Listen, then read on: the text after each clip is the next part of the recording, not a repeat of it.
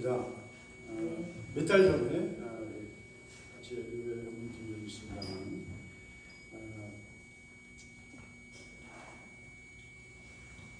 하나님께서 제가 2년 동안 평양교회에 있다가 2년 동안 제 가정예배를 계속 주일 예배를 가족교회로 가정교회로 생각하고 매주 2년 동안 예배를 드렸는데 하나님께서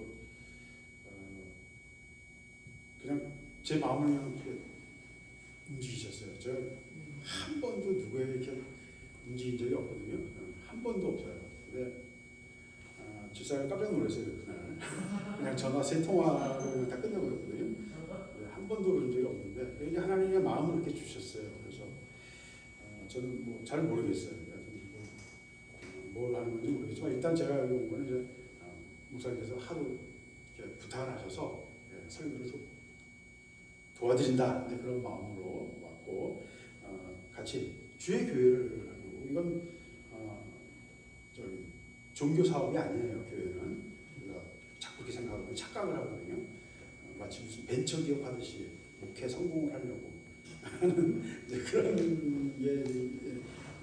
사역자 회사에서 있을 수 있는데 학원 사업이 교육 사업이잖아요. 그런 것처럼 종교 사업이 되기 쉬워요.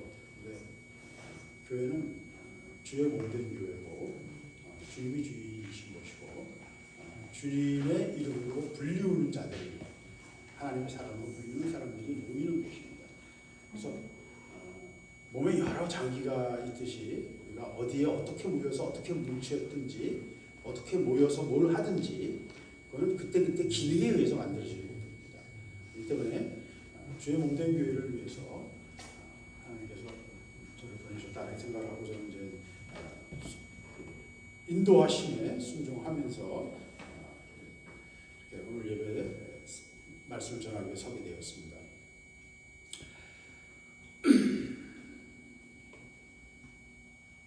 오늘 말씀은 우리가 잘 아는 아주 익숙한 말씀 중에 하나죠. 많이 인용되는 말씀인데 너희 목마른 자들아 물로 나오라. 돈 없는 자도 오라. 너희는 와서 사 먹되 돈 없이 값 없이 와서 포도주와 젖을 사라. 무슨 판촉하는 것 같아요, 그죠? 사라는 말씀을 여러 번 하시잖아요. 하나님 성경에서도 뭘 파나 보다 이렇게 생각할 수 있어요. 성경에서 팔아요. 성경도 팝니다. 뭘 팔아요? 뭘 팔아요? 복음을 팔아요. 복음을 사래요. 오늘 말씀 보니까 사래요. 근데 값 없이 돈 없이 사래요.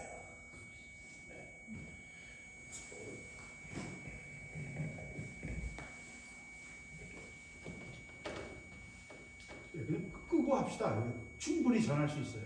목사님, 아니 그걸 꺼버리세요. 마이크 전체를 다 꺼버리세요. 충분히 상관없어요. 그냥 해도 좋아요. 제가 군대에서 설교를 많이 했기 때문에 목청이 큽니다. 그러니까 뭐 몇백 명도 그냥 놓고 설교를 하고 그러니까 야전에서 막 예배 드리고 그랬기 때문에 그런 거 제가 별로 문제가 안 돼요.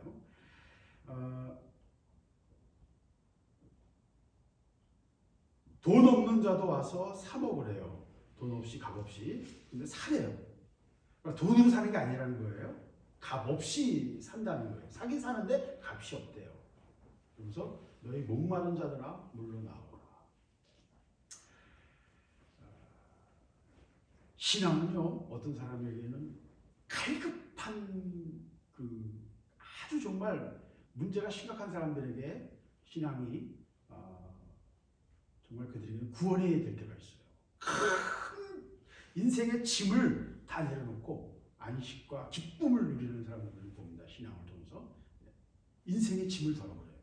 그런 사람들이 있는가 하면 어떤 사람들에게는 귀찮은 권유가 되고 듣기 싫은데 자꾸 쓸데없는 소리를 자꾸 하는 자꾸 교회 나오라고 예수 믿으라고 성가셔 죽겠어.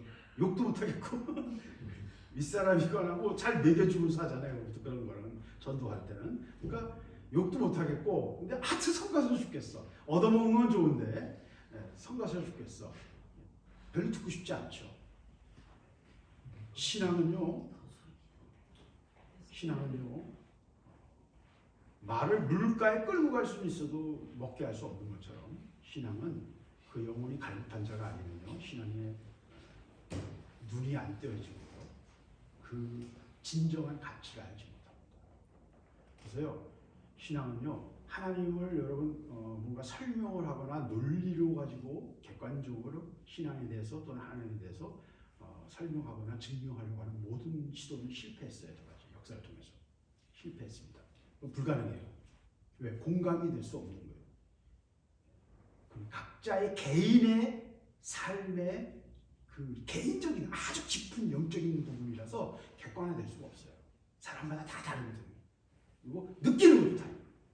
증거는 어디에 있어요? 우리 안에 있어요.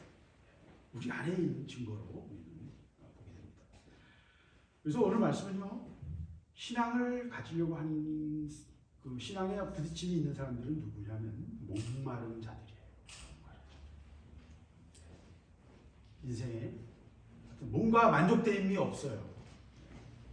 이 목마름이라는 것은 이제 갈증, 물이 없음을 가지고 이야기했지만 이건 물에 대한 얘기는 아닌 건 우리가 다 알죠. 네, 물에 대한 얘기는 아니에요. 근데 인생의 목마름. 똑같은 비유를 예수님께서 수가성 여인에게 똑같은 비유를 하셨죠. 그 여인에게 예수님께서 그렇게 말씀하셨어요.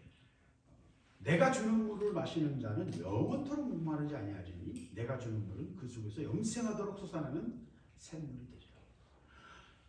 물길로 온, 대낮에 물길로 온 그 창녀예요. 그 여자는 창녀에 가까운 여자인데 하여튼 요새 말하면 화류계 여자예요. 그래서 남편이 5이나 있었던 여자거든요. 그러니까 동네 사람들이 다 비난하는 그 비난의 손길 때문에 욕하고 손가락질하는 것 때문에 피해서 대낮에 아무도 그 떼약볕에 40도가 되는 38도 40도가 기본인 그런 사막지대 광야지대에서 물길로 1km 이상을 내려오거든요.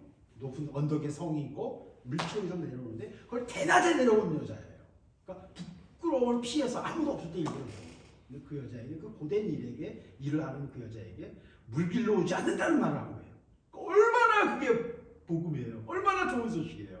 물길로 옛날에 물길로 다니는 분들 여기는 아마 거의 없겠죠. 우리 나이 때는. 네, 우리보다 더 윗대에서는 다 물길로 다니셨죠. 예. 수도가 별로 없었기 때문에 물길로 다니시는 분들 많아요. 물을 맨날 길어다 먹는다고 생각해 보세요. 수도가 한번 끊어져 보세요, 여러분. 수도가 한번 뭐 공사하거나 그러면 화장실이 안 되는 건 기본이고 물을 어디선가 구해다가 먹어야 돼. 요새 뭐 생수 시켜다 먹을 수 있겠죠. 생수 시켜서 먹고. 예. 물을 다 길어야 돼. 그걸 안 해도 된다는 거예요. 왜 물을 길어야 돼요? 물 안 먹으면 죽어요. 그렇잖아요. 우리 물 안 먹으면 죽어요. 모든 인간이 사는 거주지는 뭘 끼고 있어요? 물을 구할 수 있는 곳이에요. 물이 없는 곳에는 사람이 살 수 없어요. 사람뿐만 못 사는 게 아니라 모든 생명이 못 살아요. 물이 없는 곳에는 모든 생명이 못 살아요. 생명의 조건이 물이에요. 그래서 우주를 연구하는 사람들도 다른 생명들이 다른 별에 생명이 있나 볼 때도 상온에 물이 있느냐를 기준으로 합니다. 물이 생명의 근원이에요. 그래서 생수를 예수님께서 생수라는 말을 사용하시면서 목마른 것은 내가 해결할 수 있다. 나를 믿는 자는 그 배에서 영원하도록 샘솟는 생수가 흐를 것이다. 또 다른 곳에서 요한복음 7장 30절에서 나를 믿는 자는 성경에 이른 것 같이 그 배에서 생수의 강이 흘러나리라. 이렇게 말씀하셨어요. 근데 그 이야기가 예수님이 이 모든 걸 인용할 때 뭘 생각하신 거예요? 바로 이게 예수님이 그 뒤에 생수에 관한 모든 이야기들의 배경이 바로 이사야 55장입니다. 예수님의 모든 말씀이 구약에서 다 출발하는 거예요. 용어나 어떤 그 비유 또는 어떤 문구, 특정한 문구들 이거 다 구약에서 나와요. 그래서 구약을 통해서 예수님 말씀하셨거든요. 그런데 이사야 55장이 그런 생수에 관한 많은 이야기들. 나중에는 계시록에 나와서 21장에도 생수에 대해서 영원하도록 샘솟는 생수, 목마름이 없는 생수에 대해서 계시록에서 마지막에 요한이 얘기합니다.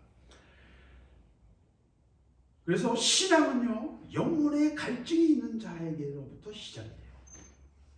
그러니까 자기가 갈증을 못 느끼는 사람은, 내가 답답하고 미치겠다는 것을 모르는 사람은 그냥 쫓아다니고 경쟁하고 인생을 살아가는 그 삶 자체에 바빠서 다른 거 신경 쓸 수 없는 사람들은 사실 신앙 가질 시간이 없는 거예요. 신앙 가지기에 너무 바쁜 거예요. 근데 뭔가 한계에 부딪히고 목마름을 느끼는 사람은 신앙을 시작할 수 있는 거예요. 그래서 많은 사람들이 실패를 통해서 예수를 믿게 되는 겁니다. 하나님 쓰신 방법입니다. 예수 믿으면서도 왜 이렇게 안 되고, 왜 이렇게 힘들고요, 가난도 지긋지긋하고요, 왜 이렇게 안 될까요? 예수 믿으면 뭐가 펑펑 잘 터져야 될 거 아니야. 근데 왜 이렇게 안 될까요? 아주 간단합니다.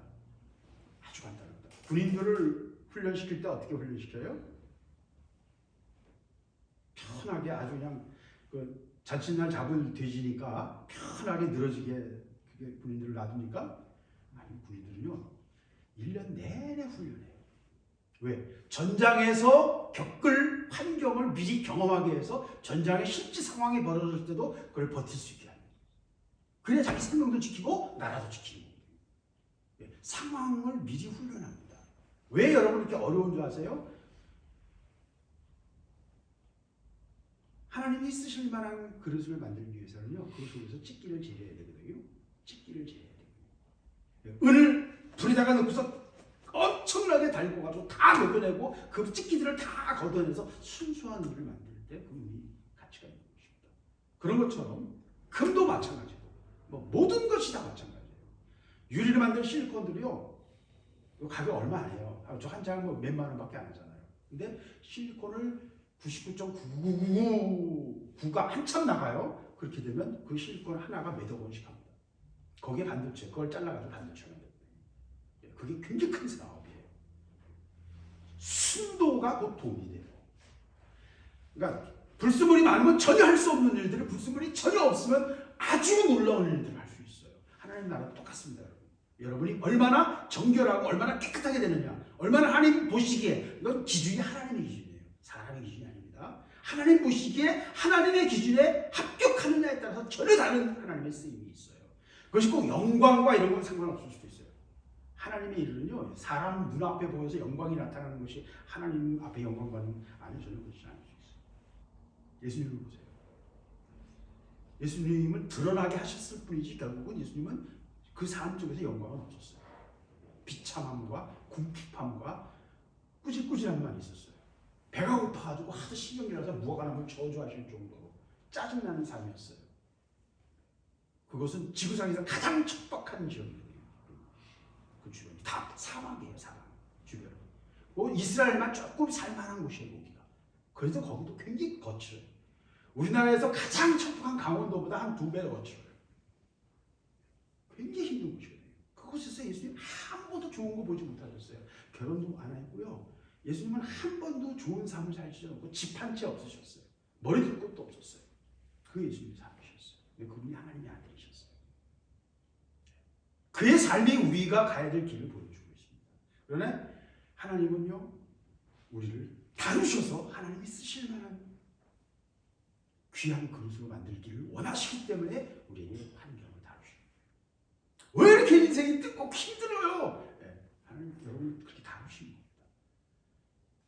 근데 왜 이렇게 오래 가요? 여러분이 순종을 안 하고 눈치가 코치가 없고요. 맨날 당하는 거예요. 또 당하고 또 당하고 또 당하니까. 이건 제 얘기예요. 우리가 맨날 쏘으니까 뭐에 제일 쏘가요? 자기 기질과 자기 성질에 제일 쏘가요. 제일 끝까지 남아서 나를 괴롭히는 것은요, 내 죄가 아니에요. 나 자신이에요. 그래서 자기를 부인하고 자기 십자가를 지고 나를 쫓을 것이다. 무슨 말씀이십니까? 제일 끝까지 따라 믿는 게 우리 자신이고 우리의 기질이고 내가 제일 잘하는 것들이 돼요.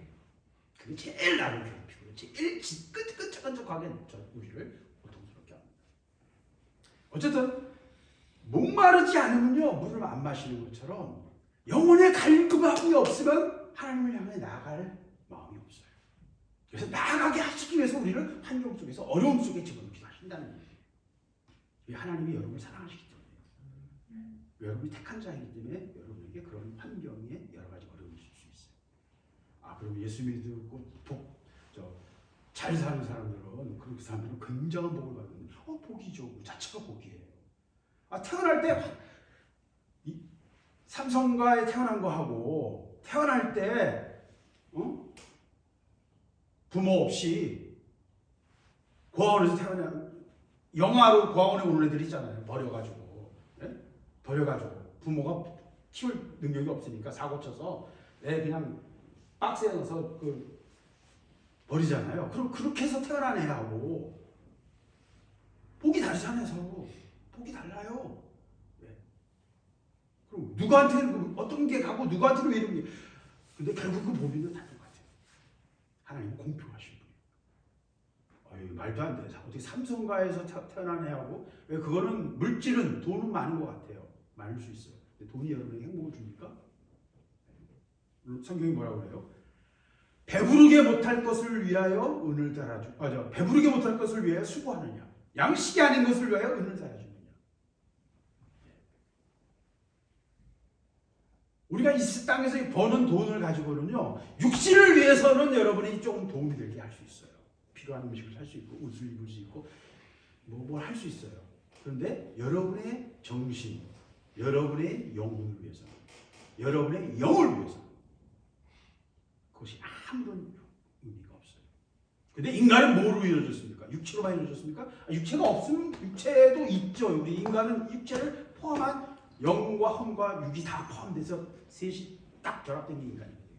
그러니까 어느 하나만 인간이라고 할 수는 없어요. 영만 인간은 아니에요. 영만이라는 건 천사들이거나 아니면 귀신이죠. 영만 있으니까. 그게 아니고 다 세 가지가 딱 모아진 게 온전하게 딱 모여 있는 게 인간인 것입니다. 그런데 우리가 버는 돈은 뭐만 도움을 줄 수 있어요? 육체에는 도움을 줄 수 있어요. 그것도 완전한 도움을 주지 못해요. 그러면 부자들은 다 오래 살고 건강하고 그래야 되잖아. 왜 우리나라 최고 부자가 왜 폐병을 죽어요?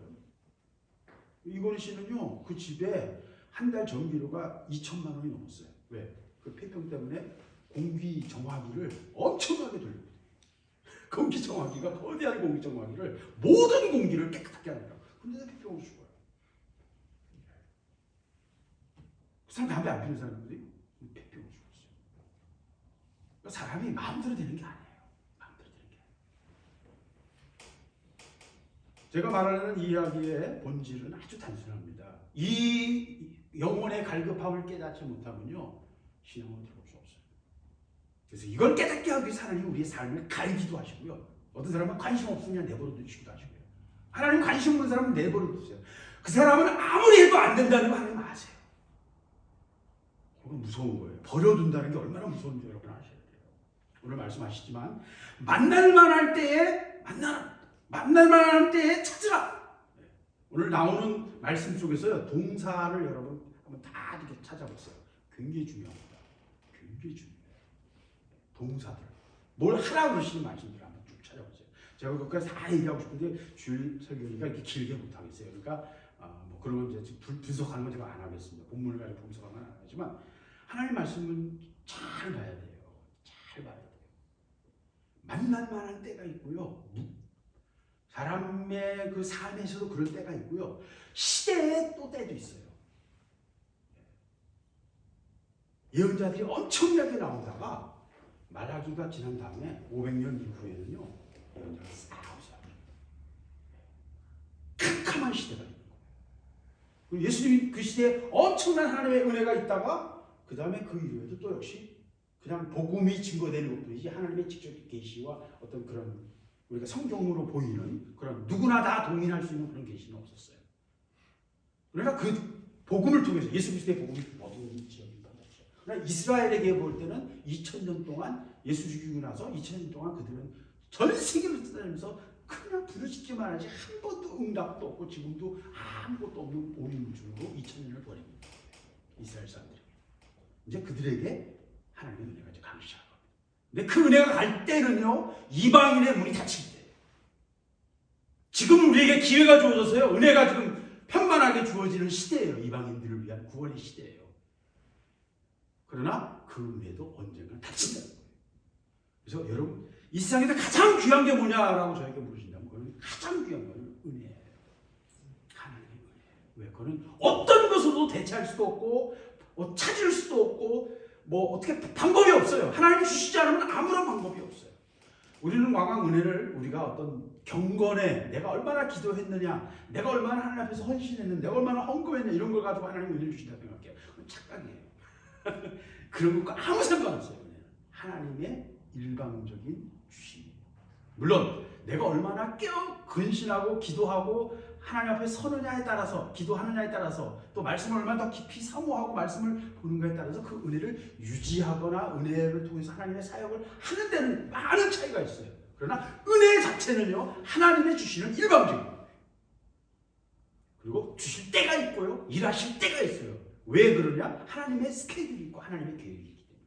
그 일을 위해서 사람들을 훈련시키시고 하나님 필요할 때 은혜를 부으시며 하나님 일을 하세요. 그래서 때를 놓치면 안 돼요. 하나님의 네. 때를 따라서 가야 돼요. 자, 와서 살아. 뭘 대가로? 돈이 아니고 뭘 통해서? 너 자신을, 네 자아를 팔아서, 네 자아를 십자가에 못 박고 이것을 살아. 은혜는 우리 자신을 값으로 줘야만 합니다. 하나님 나라는 이와 같으니 밭에 감춘 보화와 같다. 이것을 발견한 농부가 모든 소유를 팔아서 그 밭을 사요. 모든 소유를 팔아야 돼요. 그래서 부자 청년에게 뭐라고 하셨어요? 그가 네 재산을 팔아서 가난한 자에게 나눠주고 너는 나를 쫓으라. 예수를 쫓으려면 재산 다 내놔야 돼요. 여러분, 예수 믿으면서 돈 구하는 사람은 참 바보예요. 그냥 우리가 돈 쓸 수 있을 만큼 있으면 되는 거예요. 당장 옷 입고 먹고 할 수 있으면 된 거예요. 그냥 복잡하게 생각하지 마세요. 우리가 지금 너무 눈이 높아요. 제가 집에서도 늘 얘기하지만 지구 80억이 쓰는 전체 80억의 GDP가 있고 그 사람들을 80억으로 나누면 한 1만 달러 정도 돼요. 평균값이. 근데 실제로는 가난한 몇십억의 사람들은 그 소득이 1000달러 이하고 나머지 또 한 20, 30억이 전체를 다 가져가요.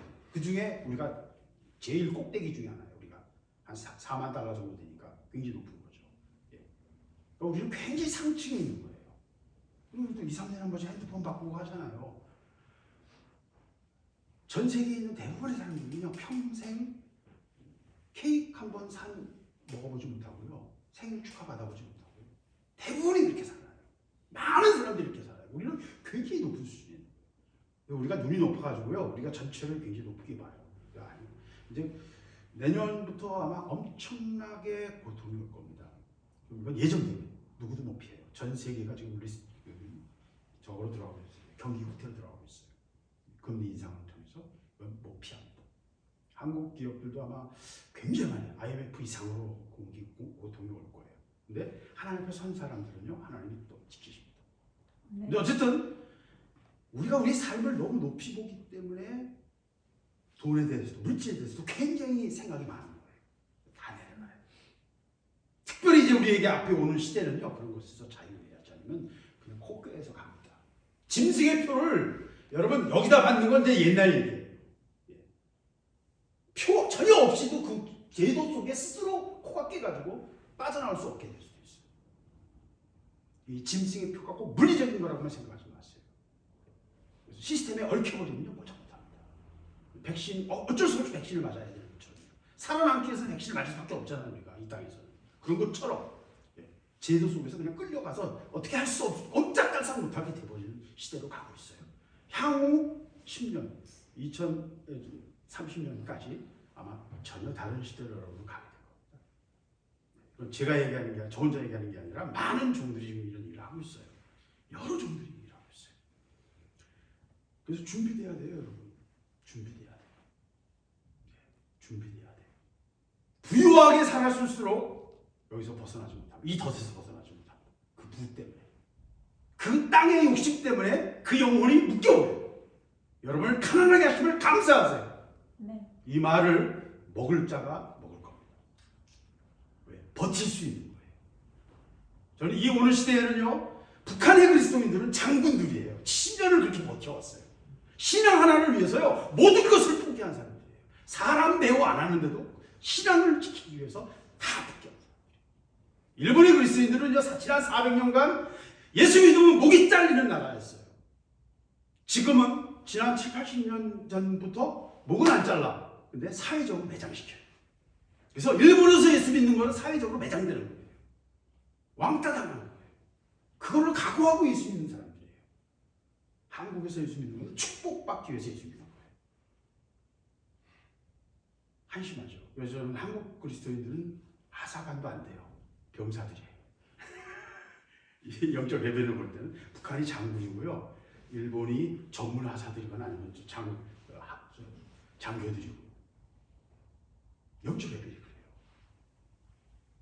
물론 그게 전부는 아닙니다. 물질에 대한 그런 게 전부는 아닙니다. 하나님이 한국을 사용하세요. 한국이 중심이 될 거예요. 그 징조가 이미 한류를 통해서 현재 많은 산업과 마지막에 방산, 제가 그건 몇 년 전부터 예측해왔던 거지만 방산이 엄청나게 지금 지난 몇 개월 사이에 폴란드하고 여러 나라들을 수출하면서 방산이 엄청나게 뜨고 있거든요. 이게 한국의 운동을 바꿀 겁니다. 하나님이 하시는 일들이에요. 저는 하나님의 그런 예비 동작들을 보아왔고 이제 그게 진행되는 게 보여요. 푸틴 전쟁도 역시 마찬가지. 엄청난 하나님의 마지막 시대를 예비하기 위한 준비자. 그래서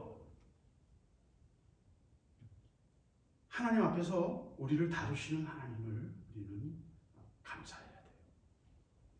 오늘 이야기는 쓸데없는 것에 내 인생을 허비하지 말고 내가 부르는 내게 나와서 내가 말하는 말을 들으라. 이게 오늘 말씀의 간단한 핵심이에요. 3절 너희는 귀를 기울이고 내게로 나와 들으라.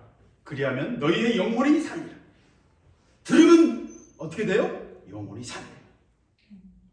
신앙은 다른 거 없어요. 우리의 영혼이 사는 거예요. 육은 어차피 죽어요. 우리의 영혼이 영원한 거예요. 그게 신앙의 목표예요.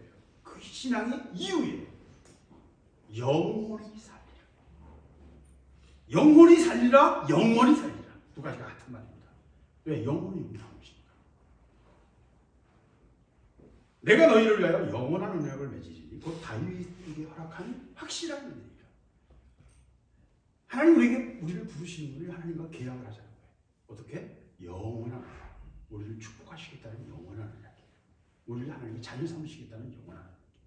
그래서 다윗과 맺은 확실한 은혜라 하는 말씀은 무슨 의미냐면 다윗 왕 전에 사울이 부름을 받았어요.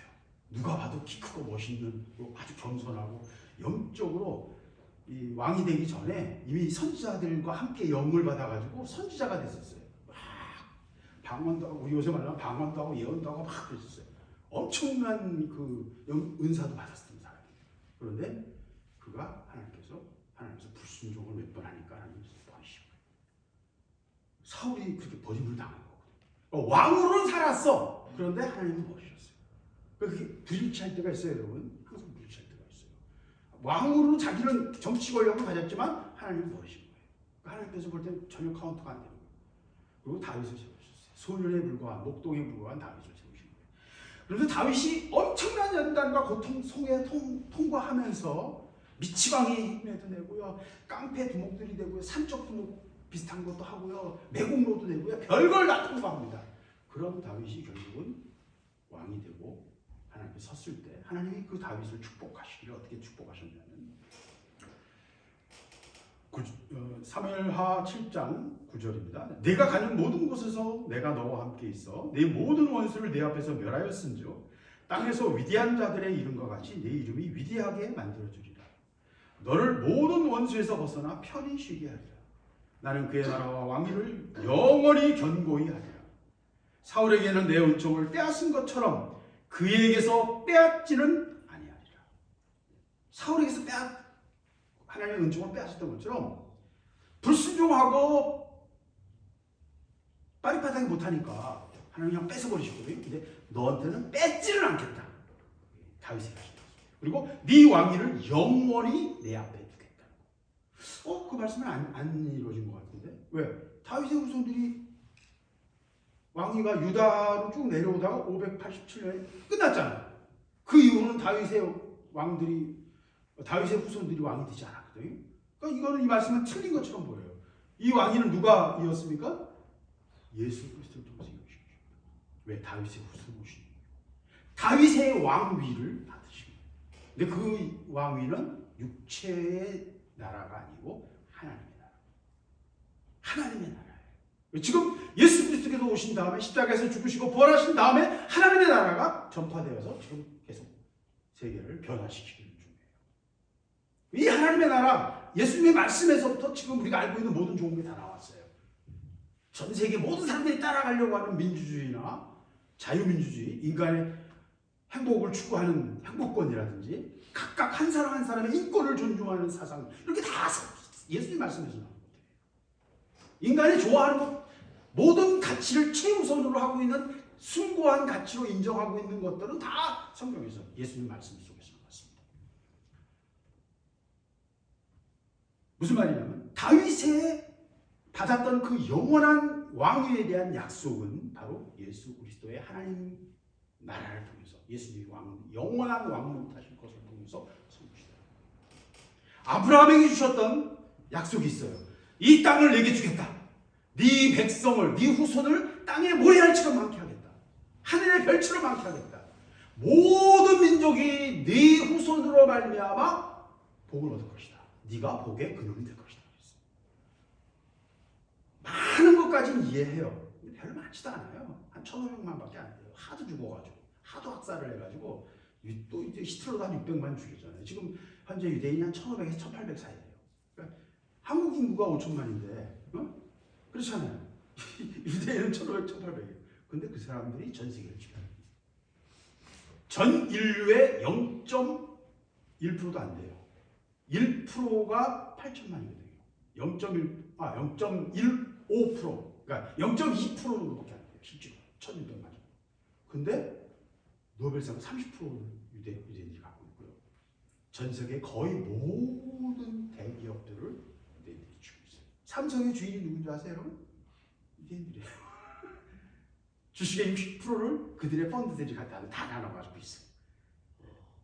세계를 지배하고 있는 사람들이 유대인들이에요. 아브라함에게 주신 말씀은 문자 그대로 정확히 이루어져 있어요. 그런데 모든 사람의 복의 근원은 아니야. 왜? 유대인들 학살하고 유대인들이 그 경제력과 그 시기에서 모든 시대의 유대인의 재산을 빼앗았고 유럽의 모든 나라에서 유대인을 추방한 거예요. 똑같은 일을 계속 반복했어요. 그러니까 복의 근원이 됐다는 말은 유대인의 역사를 통해서는 볼 수가 없어요. 그럼 뭐가 복의 근원이 돼요? 아브라함의 네 후손이 복의 근원이 된다는데 그때 그 후손은 단수예요. 사도 바울이 그걸 발견했고 말씀에 기록했습니다. 그 단수인 그 후손이 누구예요? 예수 그리스도예요. 그래서 아브라함에게 주신 약속이든 다윗에게 주신 약속이든 결국 누굴 통해 성취돼요? 예수 그리스도를 통해서 성취돼요. 그 모든 약속은 하나님이 몇천 년 전부터 이미 예수 그리스도가 오시기까지 아브라함과 약 2,000년 이상의 차이가 나거든요. 다윗과 1,000년 이상의 차이가 나거든요. 그 모든 것들을 하나님은 몇천 년 전부터 이미 다 계획하고 계시죠. 아니요. 선악과를 먹고 에덴 동산에 나올 때 이미 하나님의 계획이 있었어요. 왜? 네가 여자의 후손이 뱀의 머리를 상하게 할 것이다. 여자의 후손이 누구예요? 성령으로 잉태한 예수 그리스도. 그래서 예수님 천국 가면 내가 해보고 싶은 것 중에 하나 예수님의 DNA를 저는 검사하고 싶어요. 진짜? 왜? 예수님 DNA는 분명히 XY가 합쳐지지 않았기 때문에 XX만 있을 거예요. 저는 그걸 확인하고 싶어요. 그럼 진짜 인간인지 아닌지 그건 확인할 수 있을 거예요. 해야 될 일이 많아요. 지금 뭐 만나서 물어볼 것도 많고 저는 궁금하면 못 살거든요. 자, 그래서 오늘 말씀은요. 아브라함에게 주셨던 또는 다윗에게 주셨던 그 영원한 약속, 예수 그리스도를 통해서 성취한 그 영원한 약속을 너와 하고 싶다. 하나님 앞에 영원히 서 있는 자리를 우리에게 주시기 원하십니다. 이것이 구약에서 말하고 있는 영생에 관한 말씀인 것입니다. 영원한 약속입니다.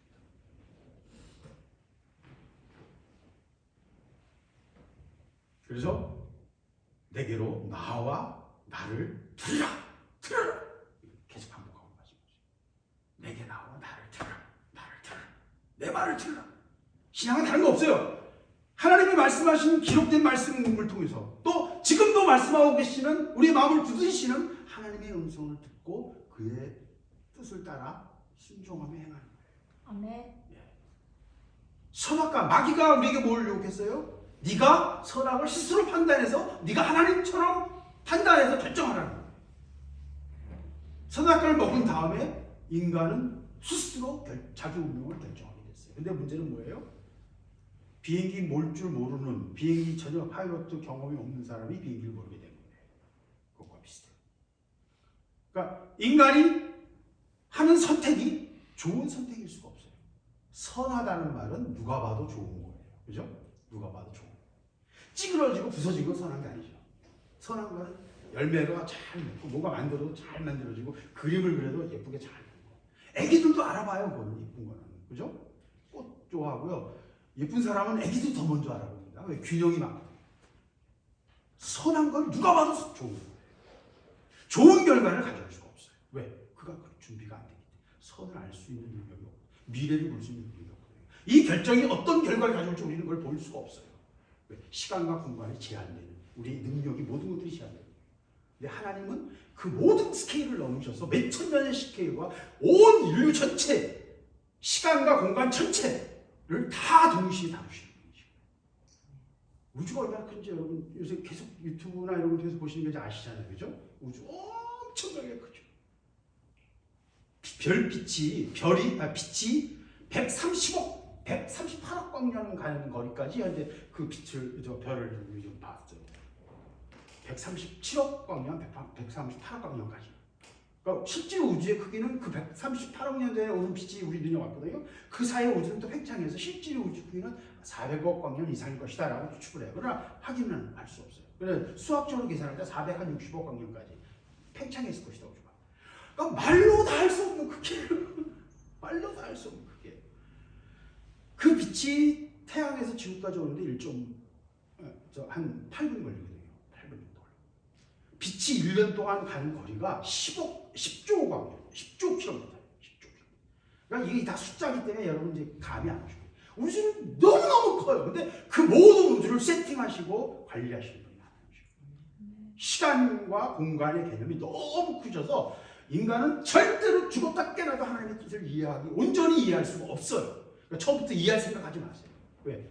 여러분 머리가 터져버려요. 제가 그럴 가능성이 높은 사람이에요. 머릿속으로 뭐 하나님 자꾸 이해하려고 뭐 만드신 걸 자꾸 이해하려고 저는 이해가 안 되면 못 견디는 사람이거든요. 저는 그 머리가 터져서 죽을 가능성이 높아요. 그러니까 이게 조심해야 돼요. 조심해야 돼요. 아니 내가 나를 아니까. 그렇기 때문에 하나님은 머릿속으로 이해되는 거죠. 그래서 오늘 뭐라고 말씀하세요? 이는 내 생각은 너희 생각과 다르고 내 길은 너희 길과 다릅니다. 네. 하늘이 땅보다 높은 같이 내 길은 너희들보다 높다. 내 생각은 너희 생각보다 높다. 이 높다는 말은 단순히 높은 게 아니라요. 고도가 높다는 말이 아니라 수준이 높다. 차원이 다르다. 이렇게 표현해요. 시간과 공간 전체가 너무 커가지고 하루살이가 우리를 영원히 이해 못하는 것처럼 우리 집 마루가 영원히 컴퓨터를 이해할 수 없는 것처럼. 그죠? 마루가 컴퓨터를 영원히 이해 못하겠죠. 이게 동의하시죠? 네. 우리가 하나님의 뜻을 이해 못해요. 영원히 못해요. 왜? 너무 격차가 크기 때문에. 마루와 우리와의 격차보다 우리와 하나님과의 격차가 또 몇천억 배 더 커요. 왜? 우리는 영원히 하나님을 이해 못해요. 하나님의 뜻을 이해할 수 있는 방법은 별로 없어요. 뭘 해야 돼요? 들어야 돼요. 하나님의 음성을 들어야 돼요. 선악과의 실패는 하나예요. 하나님의 음성을 계속 들으며 살아갔으면 아무 문제 없는 건데 스스로 결정하려는 선택이 선악과예요. 하나님으로부터의 분리, 자의식이 시작된 거예요. 그래서 벗은 걸 처음 느낀 거예요. 선악과 이야기가 우리에게 가르쳐주면 아주 단순합니다. 그래서 하나님은 우리에게 뭘 요구하세요? 우리의 자아가 죽기를 요구하시고. 왜? 그 자아가 선악과의 하나님의 불순종의 결과로 우리에게 만들죠. 우리의 자아가 십자가에서 죽어야만 우리는 하나님과 올바른 관계를 가질 수 있어요. 자기를 부인하지 않으면요 하나님 앞에서는 한 발짝도 못 나갑니다. 한 발짝도 못 나간다는 걸 아시죠? 육으로는 하나님은 전혀 하나님 일을 하는 것처럼 보일 수는 있어요. 그러나 하나님 앞에서는 전혀 아닌 거예요. 그래서 하나님의 일은요, 흉내내서 되는 것도 아니고요, 외형으로 보이는 것도 아니에요. 로마 교회가 되게 거대한 베드로 성당 지었어요. 몇백 년 전에 그 거대한 건물을 지었거든요. 10,000이 넘는 거대한 건물이에요. 그 엄청난 일을 했지만 그 속은 다 썩어있는 거예요. 외모를 보지 않으잖아요. 껍데기가 아니에요. 하나님의 일이 이루어지고 있는 거 아니에요. 흉내낸다고 하나님의 일이 되는 거 아닙니다. 우리가 깨어진 만큼 하나님이 일하시고요. 우리가 정결해진 만큼 하나님의 일의 순도가 달라지고요. 하나님의 일의 결과가 달라집니다. 그래서 오늘 뭐라고 그래요? 제발 내게로 와라. 와라. 와서 내 말을 들어라. 그리고 만날 만한 때 찾으라. 기회를 주실 때 찾아야 돼요. 게으름 피면 안 돼요. 그럼 지나갑니다. 시간이 지나갑니다. 만날 만한 때 기회를 잡아야 돼요. 하나님 나라는 기회를 잡는 자의 것이고요, 침노하는 자의 것이에요. 그래서 신앙을 굉장히 수동적이고 피동적으로 생각할 수 있어요. 전혀 그런 거 아니에요. 하나님 나라는 침노하는 자의 것이고요, 강력한 전쟁이에요. 치열한 전쟁이에요. 마귀와의 싸움이고 전쟁이에요. 그래서 자기 자신을 자아를 처리하는 데 있어서는 최대한 피동적이고 수동적일 필요가 있어요. 자아를 처리해야 되니까. 죽은 자는 말이 없잖아요. 죽은 놈이 뭘 할 거예요?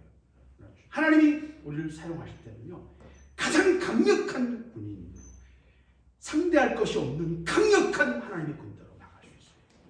명령하시면 그냥 밀고 나가는 거예요. 그렇게 되기 위해서 뭘 해야 돼요? 하나님의 음성을 들어야 돼요. 하나님 앞에 나아가야 돼요. 신앙에는 프로가 없어요. 신앙의 목사 제도 자체가 굉장히 잘못됐다고 보는 사람. 신앙 목사가 무슨 프로인 것처럼 생각해요. 아니요, 프로가 없어요. 우리는 다 하나님 앞에 서 있는 사람들이고요. 그냥 하나님이 뭔가를 해야 되는데, 네가 좀 그래도 제일 나은 것 같으니까 네가 해라. 그런 것이 목사 제도 자체가 성직이라는 자체가 종교 과거로부터 해왔던 신관과 제사장 제도, 종교 제도의 어떤 연장선에서 우리가 이걸 자꾸 이렇게 보는 거예요. 세상 사람들이 그렇게 보니까 그 목사를 자꾸 요구하는 거예요. 아니요, 하나님 그런 게 아니었어요. 그러니까 신앙에는 절대로 프로가 없습니다. 우리는 다 하나님 앞에 늘 두려워하고 하나님의 음성을 들으려고 하고 하나님의 인도하심을 받으려고 하는 하나님 앞에 서 있는 사람들일 뿐인 거예요. 오늘 말씀을 여러분 정리하면서 하나님이 기회 주실 때 은혜를 귀히 여기십시오. 은혜는 항상 오는 게 아니에요. 다칠 때가 있고요. 개인의 인생에서도 그렇고 역사 전체를 통해서도 그렇고 한 나라에 있을 수도 있고요. 또 한 교회일 수도 있고요. 한 가정일 수도 있어요. 은혜의 기회가 올 때가 있고 다칠 때가 있어요. 다치면 그 이후에는 다 고마집니다. 복음이 정보가 없어서 여러분 안 믿는 줄 아세요? 아니에요. 오늘 말씀처럼 목마름이 모르는 탈수증을 걸리는 사람들이요, 멀쩡하게 활동하면서 탈수증 걸리는 사람들 많아. 왜? 갈증을 잘 못 느껴. 다른 걸 하도 먹어가지고, 카페인이나 이런 거 자꾸 먹어가지고 갈증을 잘 못 느껴. 근데 실제로 몸에서 탈수증이 발생하고 있어요. 건강을 치명적인 문제가 될 수 있습니다. 목마름을 못 느끼는 것은 죽음으로 가는 병이에요. 영혼의 목마름을 못 느끼는 것은 지옥으로 가는 병이에요. 지옥으로 가게 돼 있어요. 왜? 하나님 향해 돌아갈 방법이 길이 없는, 목마름이 없는데 영적인 갈급함이 없는데 뭘 하겠어. 그래서 하나님이 여러분의 삶에 개입하시는 걸 여러분 감사하세요. 가난함을 감사하세요. 성경이 이렇게 말하잖아요. 네 가난함을 감사하라. 야고보서에서 그렇게 말하고 있습니다. 부유한 것이 오히려 너에겐 저주다. 왜? 그걸 관리할 능력이 없습니다. 돈을 주시는 건 뭔지 아세요? 여러분 그만큼 그거를 관리해야 되는 거예요. 아니면 그거 갖고 삥땅 치면 하나님의 재물을 삥땅 친 것뿐이에요. 그러니까 내가 쓸 만큼 쓰는 거 외에는 그거 가지고 욕심 부려봤자 죄의 결과밖에 나올 게 없어요. 우리가 하나님께 그런 거 많이 하죠. 하나님 많이 주신데 하나님을 크게 기마해야겠습니다. 확 쓰겠습니다. 하나님 그런데 한두 번 써보셨어요. 그렇게 해서 받아간 놈마다 다 지 거만 채우네. 지금 우리 눈앞에서 많은 목사님들이 그러고 있어요. 핑계는 여러 가지지만 다 자기 새끼도 손이 안 돼요. 여러분 앞에 여러분이 기억하는 모든 목사님들, 대부분의 목사님들, 그런데 자유로운 분이 몇 분 안 돼요. 인간은 다 똑같아요.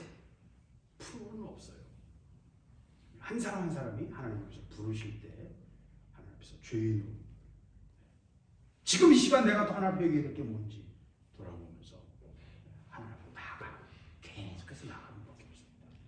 그래서 부르실 때 나오라. 나는 너와 영원한 은혜를 맺기로 하노라. 하나님 여러분과 개개인으로 아브라함이 맺었던 것처럼, 다윗과 맺었던 것처럼 여러분 한 사람 한 사람과의 하나님 영원한 은혜를 맺기로 하십니다. 여러분 하나님과 이 영원한 언약의 복을 받으시기 바랍니다. 빼앗기지 않는 은혜. 이거 얼마나 놀라운 건지 아세요? 빼앗기지 않는 은총. 기회가 없어진다니까. 은혜가 없으면, 은총이 없으면 기회가 없으시는 거. 발버둥쳐도 안 돼요. 사울이 그렇게 발버둥치고 무당을 찾아가고 막 귀신을 사무엘의 영을 불러내고 별짓을 다 해도 은총은요 가장 귀하고, 은혜를 주실 때 최선을 다하십시오. 기회가 항상 있는 게 아니십니다. 기도하겠습니다.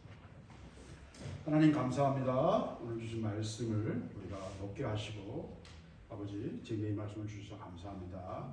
아버지 저의 연약함과 부족함을 제가 고백하며, 아버지 너무 부족하기 때문에 하나님 그동안 저를 가둬놓으시고 아버지 빨간불로 저를 세워놓으셨음을 제가 잘 압니다. 그러나 아버지 제가 아버지 앞에 서기를 원하며, 아버지 저를 통해서 하나님이 이루고자 하시는 하나님의 뜻을 온전히 이루기를 원합니다. 아버지 오늘 이 말씀을 통해서 제가 제일 먼저 이 말씀을 먹고 아버지 앞으로 나아가며 아버지의 음성을 듣기를 원하며 아버지의 길을 가기를 원합니다.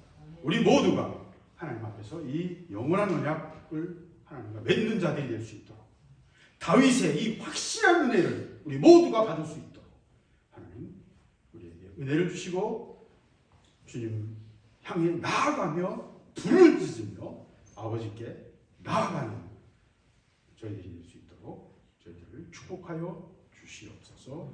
모든 것을 주님께 맡깁니다. 예수 그리스도의 이름으로 기도드렸습니다.